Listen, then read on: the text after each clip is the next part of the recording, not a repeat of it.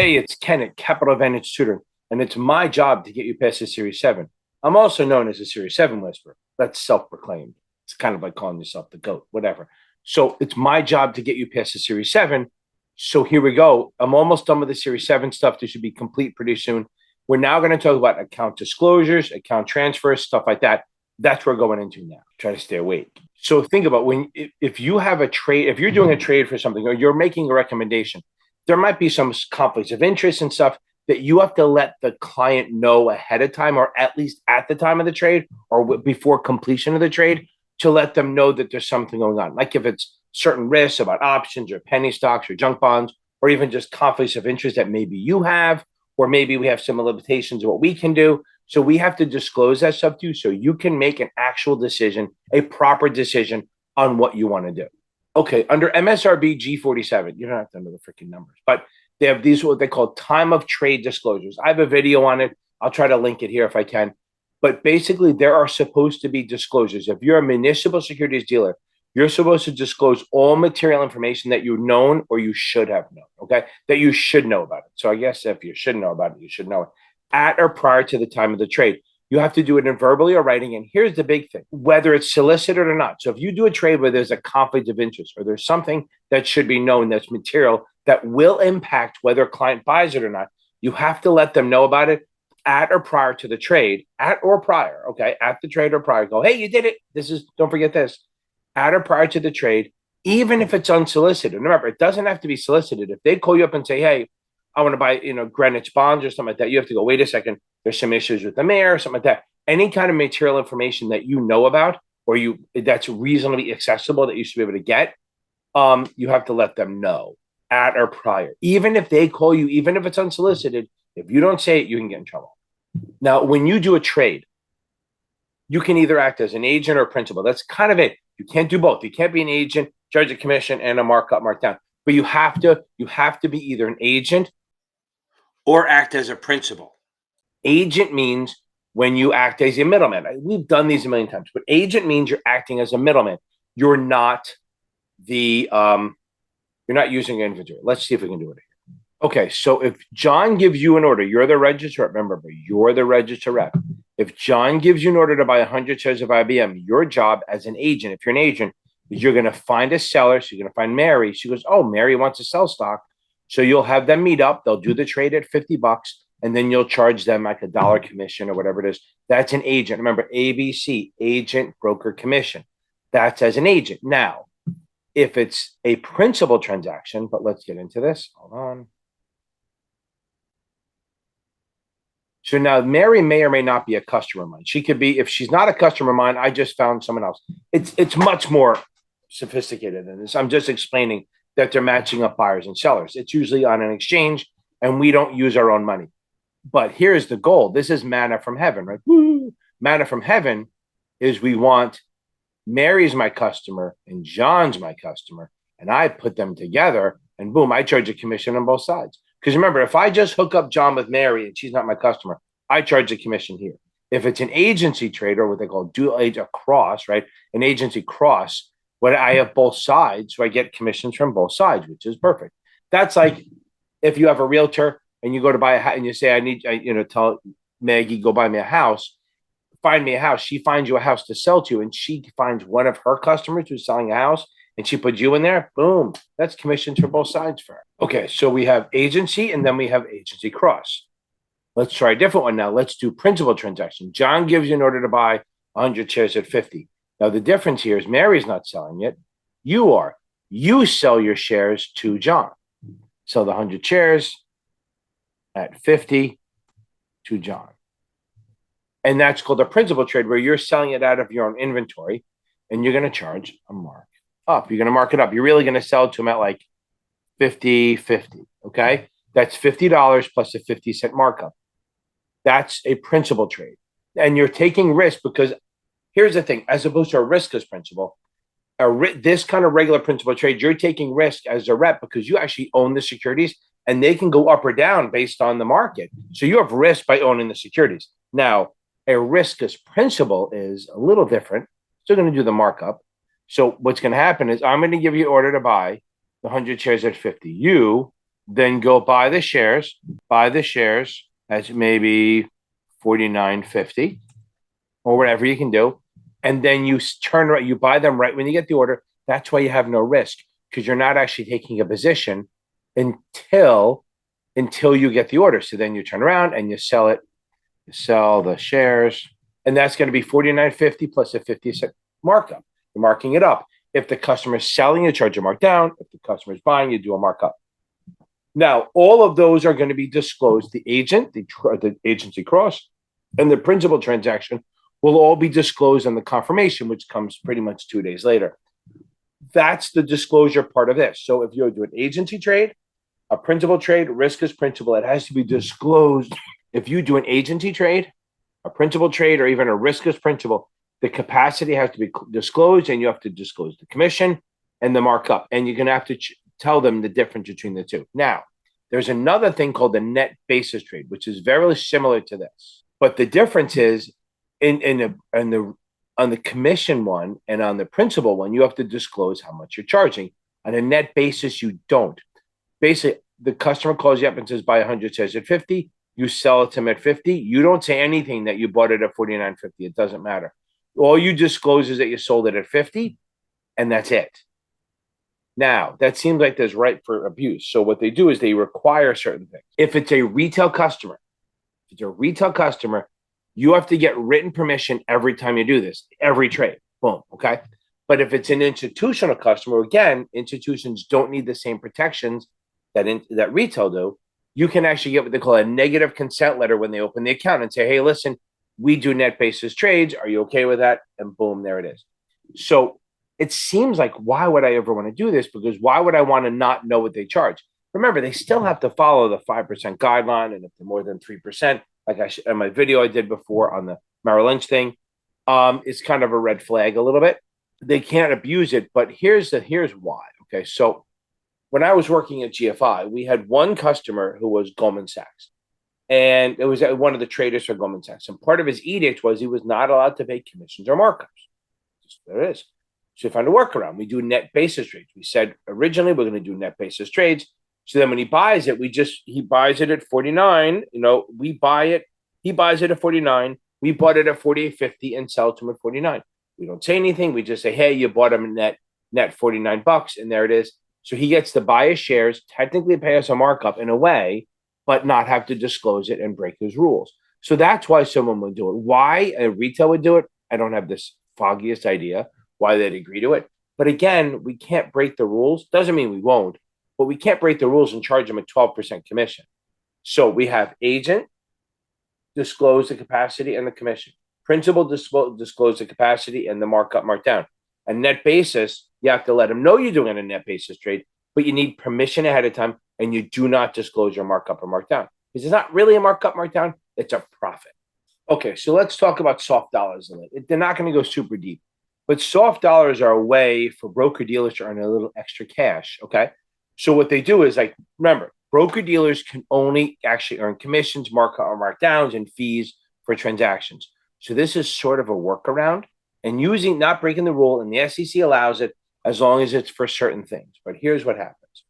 I normally charge you, let me put it on here. I am Dewey, Cheatham, and Howe, okay? And whether it is a customer, we'll call them Rip you off advisors. Normally I charge you penny a share, okay? That's what I normally charge you. Now you go, okay, there's a couple of things I'm going to offer you. I'm going to say I'm going to give you some research. I'll pay for the research, do it myself, whatever it is, third-party research. Now we'll get into that in a second. So now you have research. We have maybe I can give you some software that'll help you invest, or a seminar or some sort of convention that's going to help you learn to invest. Like, I can't tell you, to the adult film convention, but I can send you to ones where it matters. Of course, unless you're investing in those things. Okay. So these are things I can provide for you, okay? Now what happens is I can provide them for you and say in my mind, I do the research, it costs me 20 grand to do it. And you owe me 20 grand, but you can't pay me for that because I'm a broker dealer. Broker dealer can only accept commissions, I can't type, up, mark down, and fees for transactions. Okay. That's the only way I can get paid. So I have to follow these rules. So I'm going to sit there and do this. I'm going to give you research. I say you now owe me 20 grand, 20 Ks, 20 big ones. Okay. Now what happens is I'm going to say, okay, to pay for this, I'm going to change your commission from 1 cent to 2 cents. I'm now charging you 2 cents a share while you owe me the 20 grand. So every time you do an order through me, I'm going to charge you 2 cents a share. So that means 1 penny will go toward what you owe, right? And the other penny will go to my profit, right? To me, to my pockets. Okay. So that's what happens with soft dollar. It's like a way around it. And there has to look, their FINRA is really tough on these. You got to make sure that you're doing the right thing, you document it and all that stuff. So then we have a commission sharing agreement. That's where there's a relationship between the broker dealer and the IA and a third party research. So what's going to happen is the IA will do a trade with me. They will then say, listen, part of that commission has to be allocated to the research provider that gave me research. So again, the IA is going to give me a certain amount of orders. Say they give me 20 grand, $20,000 worth of commissions. They're going to say we want 5,000 of that to go to the research provider. That's a commission sharing agreement. So we're paying a third party provider out of the commissions for services rendered, which is providing research. Again, so it's a 3-pronged thing. Let me see if I can draw it. So here we have a money manager, we have a broker dealer, and here I have a research provider. So the research provider is providing research to the money manager. Money manager is sending trades to the broker dealer, and the money manager is saying, I want you to take a portion of the commissions that we pay you and send them to the research provider to pay for what we do. Boom. And everyone's happy. The money manager gets his research, the broker dealer gets business, and the research provider gets paid. That is a commission sharing agreement. Now, again, remember, they have very, very tight rules on what can be used for soft dollar.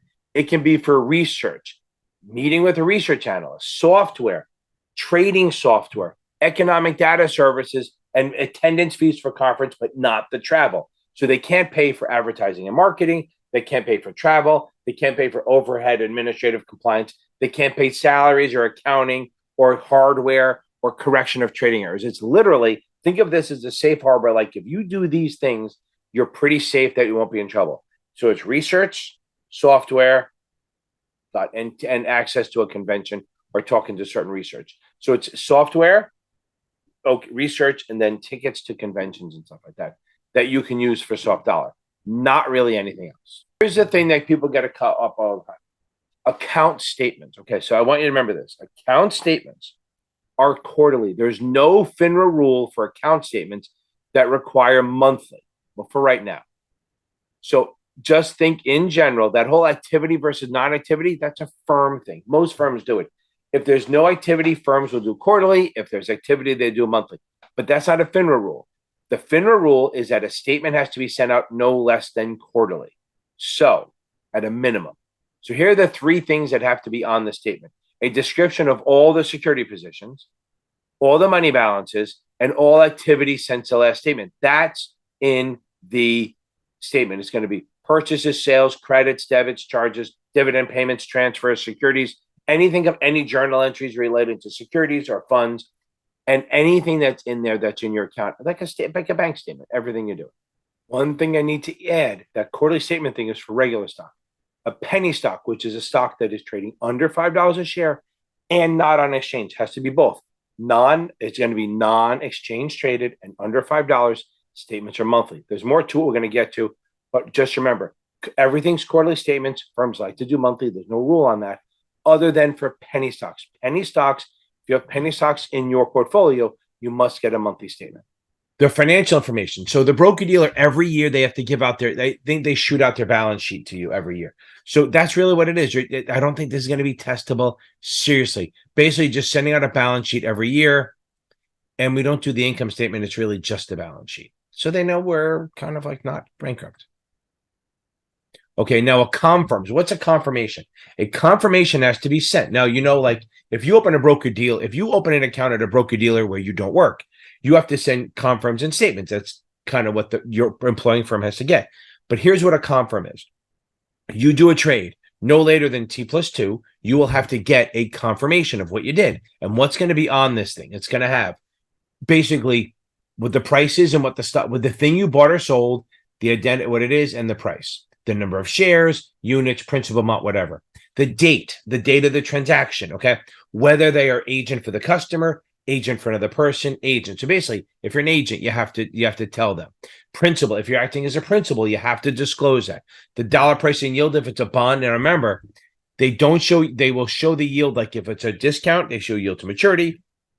To premium, they show yield to call, and they will never show taxable equivalent. I've seen that a couple times in the exam. They cannot do taxable equivalent yield because how the hell will they know? Everyone has their own tax bracket. They have to say if it's a bond, whether it's callable or not, and if it's been called, and the settlement date. That's all on the confirmation. Okay, that's not the same as the order ticket. That's the confirmation. Let's say you're an agent, you have your clients, and all of a sudden some guy dies or gets hit by a bus or whatever, and all of a sudden you inherit their accounts. They'll be miserable, whatever it is. First thing you have to do is update the customer account form to make sure it reflects real, because at some point it's on you. Like say they have a bunch of bad shit in there and all stuff that they haven't updated. That's still on you to update it when they come on. The other thing is, remember, every 36 months, I put 3, so 3 years, 36 months, every 3 years you need to update the account. Go back and say, hey, listen, this is that, this is this. Are these correct? Are you still working here? Your kid's still alive? You're still married? You still have a side, I was going to say it, side girl, side guy, whatever. All that stuff, you got to update it. Now, remember, you do need to know their address, even if they have to update it, because think about why. If they move to another state, what's the next test you're taking? The 63. You have to be registered where that's. So this, as far as finra goes, you need to know the address. But it's not like, oh my God, you can't work with a person. The point is the states then block you, okay? So if they move from one state to another, then you're going to have to be, you and the firm are going to have to be registered in that state. And again, this is why you're updating it. If their financial picture has changed, with COVID and the 2008, shit changes, right? Their objectives change, and all this stuff. And remember, every 3 years, you have to update it. So again, also, if you hear of a change, like the person lost their job or anything like that, that could be a question. You see on social media, your customer lost their job or got a new job. They're making more money. You call them up and say, is this true? Blah, blah, blah. We're not putting rumors. We just got to know. And have your objectives change. I mean, do you want to make more for liquidity now versus growth, stuff like that? And you're supposed to update within 30 days of knowing about the change. I doubt that's okay. So whenever you keep records, this is the thing. You need to keep records. There's no set way, okay? But they have to be, there are set ways, but there's no like wrong way. They have to be what they call WORM, W-R-M, like the worm. Write once, read many, okay? It has to be non-erasable. That's the thing. All the records have to be non-rewritable, non-erasable. That's what they mean by write once, read many, okay? You have to make sure that you have to be, and you have to keep the records for either, 3 years, 4 years, 3 years for almost everything, 4 years complaints, 5 years is all AML shit, 6 years is BGS, big sacks, right? BGSCS, blotter, general ledger, stock records, and customer information. Those are 6 years plus MSRB complaints. And then anything to do with forming the broker dealer, stuff like that, is lifetime.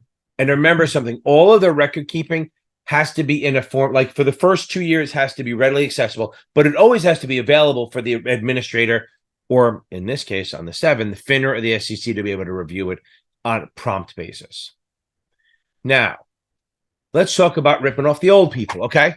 So now, if a person is 65 or older, or 18 or over, and they believe have a mental or physical impairment, they're considered specified adults, which means you are supposed to try to get a trusted contact person for them. There's no rule. You can't make them have a trusted contact person, but you should do everything you can to get that, okay? So if they're over 65 or over, oh God, I got 13 more years before I become a specified adult, or 18 or over, and you think they have an impairment, then you should try to use special rules apply or special things. Try to get a trusted contact person. It's not required. You're supposed to. And when you get the contact person, remember, what does a trusted contact person do?